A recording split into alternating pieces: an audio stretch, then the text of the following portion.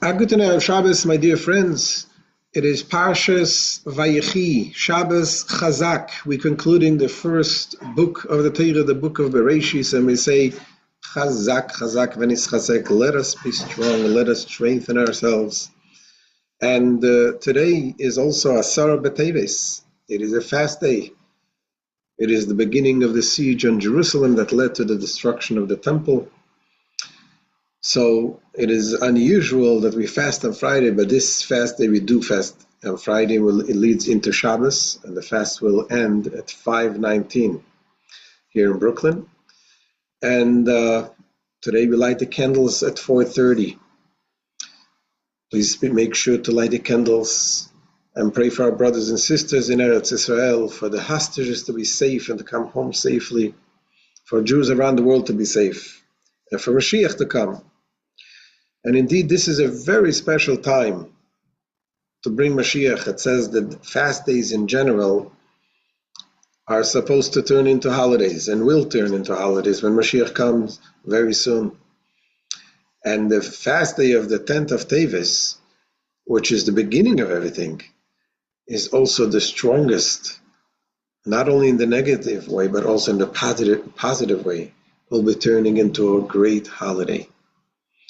And one of the things the Rebbe mentions, it tells us what the prophet Isaiah, the prophet Yecheskel, Ezekiel, was told a prophecy about the siege in Jerusalem. Hashem tells him, take an iron pot and put in the iron wall. And why does he mention the iron? And he explains, because that is reflecting the destruction, prophesizing the destruction. You see, when they built the Beis Hamikdash, they were not supposed to use iron. So here the iron represents the destruction. But yet in the same time, iron represents something very strong. And it says in the future Beis Hamikdash, there will be iron. Because us, through our strength, will be able to overcome all of the difficulties and make the negative into a positive. The Baal Shem Tov tells us, it says, Ve'es tzara hi leYaakov, u'mimena yivasheya. And when there's a time of trouble to Yaakov, that trouble will bring them the salvation. And this is also fits with the Parsha, what we conclude the Parsha. We say, Chazak, Chazak, Venit Chazak, will be strengthened, will be strong. But when we look in the Parsha, we see what is the conclusion of the portion. It talks about Yosef died and he was buried in Egypt. And that was the beginning of the trouble and the exile. And yet, this is the conclusion. Usually we're supposed to conclude with something positive, something encouraging. And here we give such a conclusion that is much less than encouraging. And the Rabbi explains that on the contrary.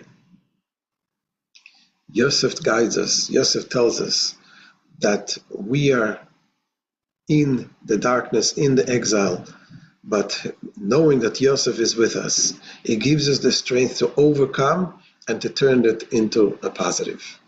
May Hashem help that very soon by taking the lesson from the Asara B'Teves, the 10th of Teves, and from the Shabbos Chazak, and realizing that whatever Hashem gives us is only to make us stronger, just like the siege over Jerusalem.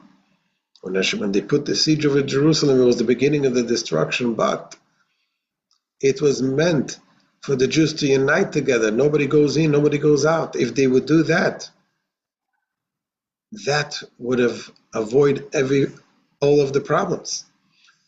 So now we take the lesson, and B'ezrat Hashem, we should be able to see the ultimate redemption, the coming of Mashiach very soon. Have a good Shabbos, and it should be Chazak, Chazak, and it Chazek.